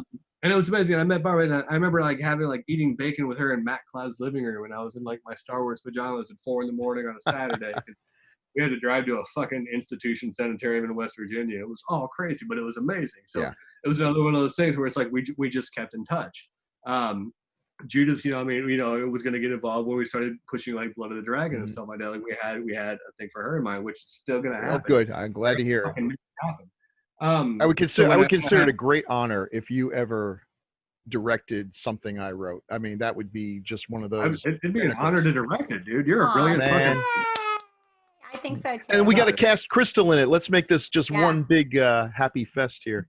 You have a way with words that makes my brain nipples hard. Oh, dude, so you have a way with words. I was going to ask you this. That's I mean, fun. What education did you have that you have a vocabulary that would put William F. Buckley to shame? Hey. We grew up poor in a trailer park, and I read the dictionary for fun. That'll do it. That's not funny. That is not funny. No, I mean, it's kind of funny. Oh, it's kind of sad, but kind of funny. Yeah. Yeah, no, we couldn't be like, we didn't have the Encyclopedia Britannica. Like we had like the Encyclopedia Americana, which only had like 10 volumes, and that was the entire alphabet. And they left out the vowels. Are you lying? Are you serious? He's lying. Okay. No, I mean, it was a shitty encyclopedia. It was not Britannica. It definitely was not as good. No, it was like the Encyclopedia Missouriana. I mean, it's like I grew up in Warrenton, Missouri. It's like people don't realize we had that too. I mean, I think they conned parents as soon as you had kids. You got to get an encyclopedia. The kid will be a moron. And there was no Google. There was the encyclopedia, and if it wasn't in the encyclopedia, it wasn't worth knowing. It was bullshit. Yeah. And that's nice. I grew up. Yeah, my dad. Look, I would tell my dad, I'm bored. Go read the dictionary. All right, so I'd have to go read the dictionary. So I was just like, fuck. Like I did like go play your iPad or I mean, no, none of that shit, dude. No, I mean, I grew up. Yeah, I didn't have a whole lot of friends growing up. Imagine that. Well, it seems strange now because you got plenty. Yeah. Shocking. Well, yeah, apocalypse and whatnot. But yeah, no, I don't know. My mom always read to me when I was very, very young. So I started reading and I started writing at a very early age. I mean, shitty stories and all the, then you got like the adolescent years. And like, I'm tortured by my angst. It was just all bullshit. But I never stopped writing. I think I've had a lifelong love affair with words, reading them, writing them, bringing them to screen, so to speak, and stuff like that. So yeah, it's all just I don't know, some weird, squishy, squirmy 1988 blob remake love affair of words in various media. I've just loved it whenever I'm on a panel with That's you, my and oeuvre. and you have to do that little spiel, that little introduction on who you are and why they should listen to you. And you've just got this great little patter it just reminds me of watching like an old school magician. Didn't really matter if they were all that good at sleight of hand or anything, but they had great patter. It was Charisma. worth listening, Yeah. and that was fast. It was quick. There were no wasted syllables, and it was really professionally done. Good timing and everything. You've always had a great way with That's the hardest thing to do. Like when you're trying to sell yourself, people are like, so tell us about yourself. Look, I'm kind of an asshole. I don't know. I mean, I've done stuff, and literally at that moment, I can't think of a single thing that I've done in my entire life. Like, I think I went and peed before I got on this panel. That was a success.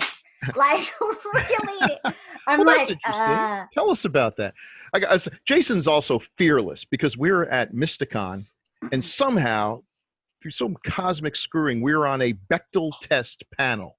So the Bechdel test, if you don't know, is the test is in your film. Is there a scene where two women are talking and it can't be about a man?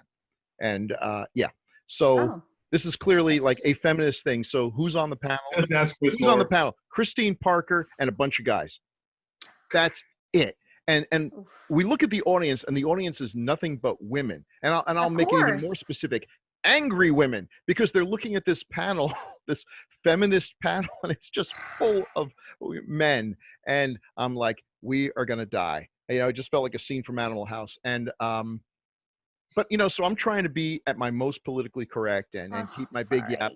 Yeah. No. I mean, they were cool. They did not burn us or castrate us or anything, but I think some of them were considering that possibility. So I'm on my best behavior. Everyone's on their best behavior except Jaysen, who in the middle of nothing starts talking about how he wants to open up a topless taco joint. So and describes it in great detail what it would be like to have a topless strip bar / taco place. And I'm just looking for a hole to bury myself in. But he got away with it because I think at that point they were like, this man is so seriously demented that we don't want to mess with him, because who knows, he might have a razor or something. I've got a marketing plan. Like I've written I used to be a syndicated columnist. I've written a column on how I can solve every problem in the world. Well, this was pre-apocalypse. Yeah. Actually. There's not a problem in the world I can't solve with the cunning and clever use of tits and or tacos. Which tacos are we talking about? Hey. Oh, real tacos. He doesn't mess around with taco. I mean, this taco thing is serious. Don't. It is serious. Tacos are serious. But I mean, I can solve all the problems with tits and tacos, or like I can fix everything. That makes sense. But nobody will give me a chance. Also, I can't run for office because of the thing I did. Yeah, well. Really? How? Yeah, well, the one thing. But we've been on a lot of panels together. Yeah, we have. But the battle test, that one was weird. Yeah, because why the fuck are we? Did they not find anyone else So listen, here's one of the things. You get people coming in, they're like, why do we see the same people on panels? And by same people, they mean awful lot of white guys and everything. And, it's like having now been way more involved in running conventions than I ever wanted to be, thanks to Jaysen, who came up to me. It's like, yeah, I've been running the film track at Con Carolinas, and boy, it's just more fun than a barrel of monkeys. But you know what? It's time for me. You pawned it off on him. It was you. He pawned it off on me. He passed it to me, and like an ass, I just took it. Wait, it was like this, like. Oh my God! And Bill's like. Yep. He held me by my jaw, lifted me out. That's a purty fish. Weighed me. And so okay, you take what you get. I mean, nobody applies. We've tried. But you know what? Like, I totally would apply. I'm just scared. I have a fear of failure, even though I know I'd be fucking fantastic at everything. You were. We were on a panel together. I'm good at everything I do. That's how I met you. We were on a panel together, and we had a great time. Little did I know that was going to be the start of something. That's the most important thing. Like you're a badass, but you're scared. We know you're badass, and we're not scared. But I think one of the most important things. I mean, it's there are so many people out there. I think I did Mark Davis, don't you, Bill, from up in Roanoke. Oh yeah. I just got like he's doing a bunch of different classes. Like I did a filmmaking. He was asking me questions about filmmaking. So I think he does a lot of not a lot of the he saw English as the second language of it. I think it's something similar to that structure, and just asking me about filmmaking and stuff like that. That's part of the biggest problem in terms of barriers to break down is not just people thinking that they can, but people knowing that they can submit. So I mean, it's just like it's one of the things that I think just prohibits a lot of people because they're scared to submit. They're scared to send a submission fee. They're scared to make the film to begin with. They've got a brilliant fucking idea. They know, or they can pick up a camera and take an amazing picture. They can write brilliant score. They can light something. Sick place from. All these different talents that have to coalesce to be able to make a beautiful film, and that's the biggest inhibition that a lot of people. And I've got at any given time a half shot glass full of self-esteem. But I still jumped into it because I know if I didn't, I was gonna fucking hate myself for it. And that's the biggest barrier we have to break is to be able to get people to take that step and just do it. Mm-hmm. Because a lot of times, and I think, regardless of the event or the venue or something like that, you get a certain selection of people, and it's not limiting it to any particular demographic, but people that just keep making movies. Mm-hmm. And then you've got people that make the movies but are scared to submit, and you've got people that want to make the movies but are scared to take that first step towards it. And it's some way of being able to get those latter two crowds to be able to jump up and just do it and submit and do something to get into it and break up to be able to contribute to the diversity, so that it's not the same 6 people on a panel from 2013 to 2019. To throw yourself in the mix. And the biggest thing, don't be afraid to fucking suck. Because your first film is gonna suck. Yeah. The second one, the third, the fourth, the fifth. It's all. A lot of it's going to suck. But you don't know if it's gonna suck if you don't fucking try. You can never unring a bell. No one can ever unmake your film. No one can ever unwrite your story. You make something and you birth it into this world and you put it out on YouTube or some kind of a format. No one can ever take that away from you. And that's making the world a better place. Yeah, and it has been fun doing the film festival. Seeing some of the films that come in, and sometimes it may not be quite good enough to make the cut, but you see that spark, like there's something good about this person, a little raw, a little rough around the edges, but the next film, and I'll try to send a note to them. It's like, I'm sorry you didn't make it, but it was close, and this is really good. I see it's your first film. Keep on doing this because you've got something there. You've got something to give, and it's going to come out. So that part I've enjoyed, being part of the film festival, but running the film track. Oh my God, that's just so. Jaysen. So I look forward. I didn't know it was you, but I did know that someone corralled him because he never said. I don't know who the victim was. I was wearing a sexy sweater at the time, so he was. Yeah, I was bedazzled by your beauty. Yeah. I have fantastic tits. Yeah. Hey, I just got a turtleneck sweater dress today. I should have worn that for this. I know it's quite lovely. Yeah. The devil, you say? Turtlenecks are awesome. They're so pretentious. I love them. Okay, a turtleneck on Anthony Hopkins, not so much. A turtleneck on Crystal, yeah, I'm there. You can't see anything though. I don't know. It's like wearing an uncircumcised penis around your neck. I just can't dig it. It's just like no. Okay. I'm not saying turtle. You're a horrible person. I have a major visual right now, and I am like ruined it. Ruined your dress. Way to go, Jaysen. Oh, Way God, to go. She's going to show up and wearing I know, I'm gonna think about that. And like overalls or something. Thanks to you. I'm like, ooh, that is not a good look, I'm not your girl. friend anymore.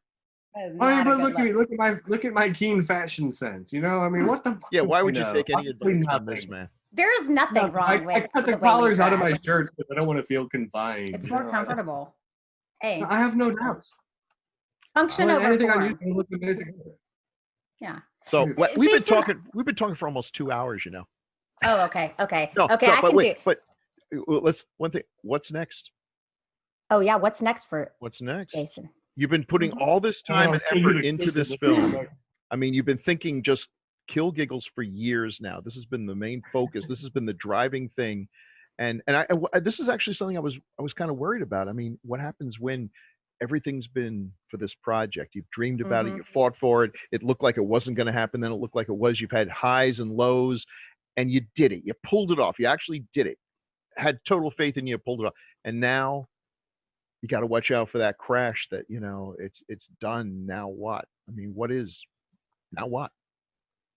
I mean, ideally, if we have any sort of druthers, diabolical or otherwise, Jesse Knight's got a feature film that we would like to put into production and do his next.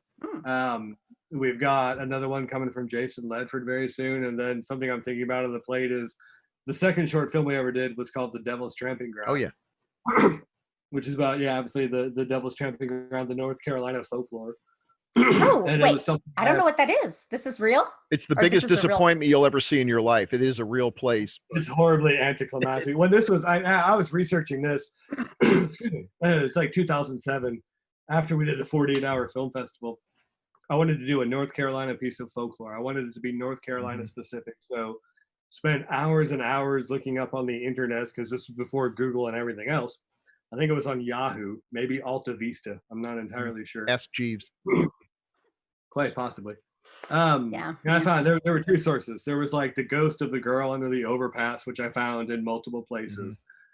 And there was the Devil's Tramping Ground, which was supposed to be a 40-foot circle outside of Siler City, North Carolina, where nothing would ever grow. No plant life. It was just a barren circle of dirt. But there were all these rumors, like, if you camped inside of it, you would wake up and your stuff would be scattered in every direction. Like all these supernatural, spooky things. Yeah. Did more and more research on it and stuff like that. I was able to find a book my friend Vance Warlock gave me, that has a lot of different theories about the Devil's Tramping Ground. But back in 2007, I was like, this place has to be like, it has to be the ultimate embodiment of just pure fucking arcane evil. Like the shit they took out of the microwave in Time Bandits, like that pure evil that you couldn't touch or like that. So I talked to a bunch of friends into driving out there with me, and this was before like GPS, and like I think it's before like fucking MapQuest. Maybe MapQuest to kind of come around, and you could print out the real shitty directions. That got us lost 6 ways from Sunday. So we found a gas station. Bartles and James were sitting on their respective sides of the door. And we're like, we're looking for like Devil's Tramping Ground. Yeah. And they had like that weird Fred Gwynn, a yacht from Stephen King movies. But it was like North Carolina. I'm like, it's archetypal. I don't know. I didn't fucking get it. But they're like, yeah, you want to go past where the sign used to be and break down where the tree was. And we're down. I'm like, good instructions. So we ended up finding, and there was like a shitty little like state sign. It was like Devil's Tramping Ground. It had been spun around 6 ways from something. So we pull the car on the side of the road, go out there and stuff like that. And it was supposed to be a 40-foot circle where nothing would ever grow. And we found like a 4-foot wide fire pit with a bunch of scattered boxes around it. I'm like, well, this can't fucking be it. Further on. So I made a bunch of people tramp into the fucking woods. And like 2 hours into the woods, we're in like Farmer Brown's fucking meth lab trying to pasture. find something. Yeah, and there's nothing. I'm like, we gotta find a road or we're going to die. And we ended up like we found the road, we had to hike back in the car. Massive fucking disappointment. Yeah. Worse than losing my virginity. It was just bad. Both of those were my fault. So I just it's just a fire pit with a bunch of empty Coors Lights cans. We made your own, right? Well, I mean, you could always, and you know what the best part about a movie like that is? You could always say, based on a true story. That's right. That's right. It doesn't even matter if it's like so far off of the realm of possibility. You could still put that, and that is fun. That gets people. So you've got a hook to make a more interesting film than the actual. Yeah. Well, I want to do a feature because like we did the short and it was 45 minutes long, which is the absolute worst length to make a fucking movie ever because it's way too long to be a short, not short enough to be a feature. Either fish nor fowl. Yeah, your movie sucks. And I ended up getting cast in it. I'm like, it was just a fucking train wreck. But I think the story is a good idea. It's sort of like that rock and roll band makes a Faustian deal with the devil. Okay. Ooh, that sounds like fun. Things unfold. Well, I was in a band at the time, so like I put like all my band's music in the soundtrack because I couldn't pay for anything. Why not? But it worked out really well. But it's something I would like to revisit. I mean, it's to me, it's a point of North Carolina historical pride, phantasmagorical pride. I mean, supernatural, spooky pride. I mean, if you're a horror, I mean, the fact that 40-foot circle and the rumors that I read, the various stories attributed to it. I think even back to the late 1700s, that was where the devil would walk around in a circle at night. Oh, plotting that's out cool. plotting out all the world's evil and machinations and what he was going to do and how he was going to torture humanity. Like he would just walk around in a circle at night on the outer perimeter, and that's why nothing would ever And grow in. occasionally drink a beer, which is why there's cans lying around. So Probably, Clearly. yeah. Double camping right now. There was another thing that there were two warring tribes that had such a bloody battle ooh. that the blood had pooled into a 40-foot circle and then just sat there and soaked, and that's why nothing would ever grow into it. Bill, we should probably go out there sometime because I'm sure a bunch of science people have been like, no fuckers, it's this, because like there's like a weird there's like salt in the dirt. Yeah. Like nothing will grow here because there's salt. However, it's spooky as fuck, and that's really the important thing, I think. Yeah. It sounds Definitely, let's spooky. do that. That's why spooky as fuck is a saying and not science as fuck. Although I think honestly science is And if we go out there to look for it and never come back, we will be legends. Yeah, you will. And if I don't tag along, which I really like to tag along, but if I don't tag along and y'all don't make it back, I promise I'll make something in your honor, or I'll get something. Which one of us will you portray? Oh, well, I mean, they'll just gender swap one Jaysen. of us. Yeah, I was like, wait, I mean, clearly I'm Jaysen, but we'll just say I'm like, it was Jaysen Buterin was the name of that character. Oh my God, stop. I can't. My mind is going like, I have all these visuals right now. I'm actually seeing myself with like Jason's hair for some reason in a crop top and like sleepaway camp shorts. I don't know. It's really ridiculous. Some say the devil took them to hell where they are forced to film the devil's terrible scripts because he fancies himself a we're all so broken. Screenwriter. Yeah, so we are.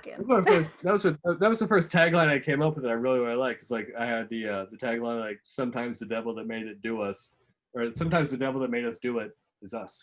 Oh, that's a great tagline. That's good. Yeah, we go over these.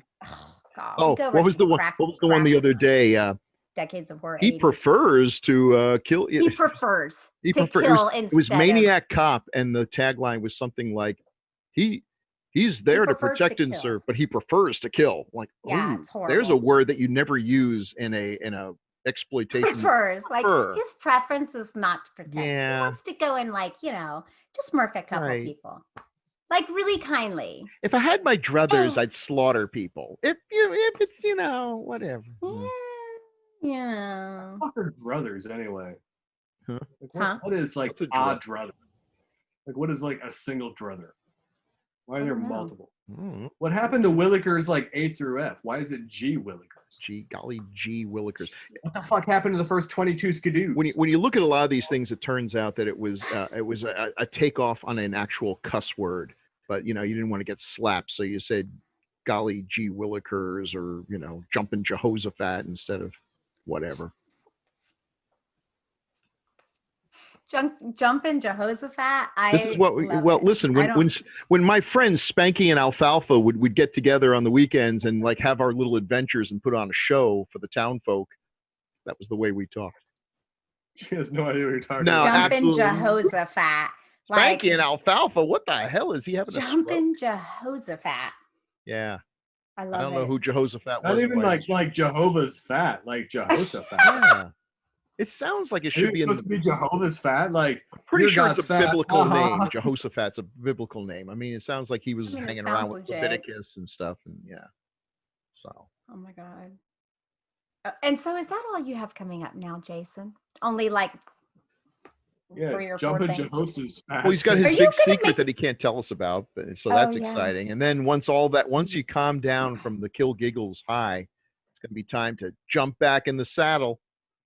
Yeah, well, I've got 6 I've got 6 screenplays I'm writing right now, shorts, and then I'm gonna turn gears to Devil's Tramping Rocks. I want to spend a little bit of time about that. I mean, the story was a good idea, but I mean, if I can write the right storyline, I mean, even the right script, it's North Carolina folklore at its proudest. I mean, it's something that I think a lot of different demographics of people could get behind and support. And again, I mean, follow things where it's not just all the gratuitous stuff. I mean, make a good story that will scare people and make them think without them realizing that they're thinking.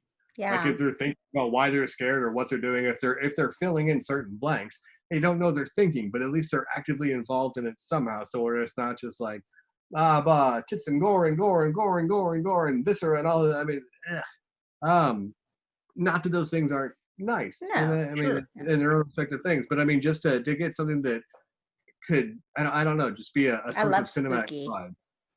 And I mean, I think, the Devil's Tramway, like there's something like, I've got the opening shot. Holy fuck. The opening shots are going to be expensive. I was about to say, I was like, I bet you could make this relatively cheap. But now we have drones and stuff. I see low budget films with some amazing shots because the drones are doing things that it used to take a helicopter, a steady cam. Cranes. The technology has really kind of caught up with our imagination. So it's a good time to be making films if you're able to actually go outside and meet with your friends and make films, which right at the moment. Well, we could still do set stuff. Really, we just have to do the whole safe set. We got to be careful. And the actors don't, can't wear masks. I can't do a safe set with these opening shots because we're gonna have like 500 fucking people just killing each other brutally. Like it's Oh, is it gonna be? Are you gonna go with the war? You're gonna go with the war and the blood. Tribes. Yeah. I didn't say that. He didn't say it, but that was obvious, Jaysen. It's I want to do it so bad. I would totally go with that, but I mean, like we're talking like Braveheart, Game of Thrones, Battle of the Bastards. Like I mean, it just the film is going to open up soaked in blood and then dilute from there. Here's what you do. You have the camera pointing in one direction, and myself, Tom Gore, Shane Terry, and Crystal, we come running out. And then you point in the other direction, and it's us wearing different clothes, running in the opposite. And yeah, totally. What if I just have like a massive native battle, and then like the Jesuits come out to be like, "We'll solve your fight problems." Yeah. Oh my God. And then we could just like CGI multiple copies. Clearly. Yeah, it'd be fine. Looks so good. It'll film one scene real. with Tom Gore with a beard, then have him shave it off on the spot. He's a whole new character. I've done that before. Yeah, it works. He looks like a totally different person. Well, he looks like a totally different Wookiee. I mean, let's be honest. Yeah. As a fucking wildebeest, but nice and talented. Good. Now we can say that we talked about him. Yeah, we did. Okay. He's going to watch this entire thing waiting for us to talk about him. It's like at the very end. We mentioned him earlier. We did. Yeah, we did. That's true. Yeah. I mean, it's hard to get through something without mentioning Tom. Now, if you're talking about indie film in North Carolina. Yeah. Okay. Right. Really talented. So that about wraps up this special edition of Gruesome Magazine with Jaysen Buterin. We hope you enjoyed us. Leave us a comment, hit that like button below, subscribe if you want. Bill Mulligan and Jaysen, I want to thank you so much for joining me tonight. And with that, we're going to say goodbye. Good night, folks.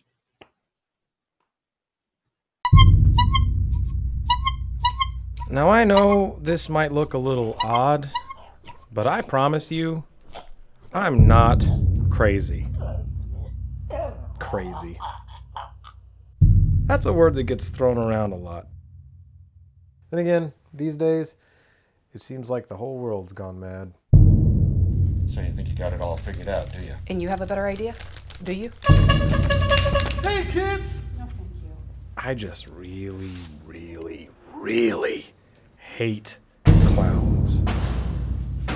Well, hey there, young fella. So now how did I go from this to this? Well, that's a funny story, actually. I wasn't born a psychopath, but I wasn't made a sociopath either. No. I'm something different. You! And I'm walking my own path. Tommy DeSantos, where are we going this evening? Now, don't get me wrong. I don't want to just kill a clown or two for kicks. I want to kill all of them. And so I am. I'm going to kill every single last one of them. Laugh, clown!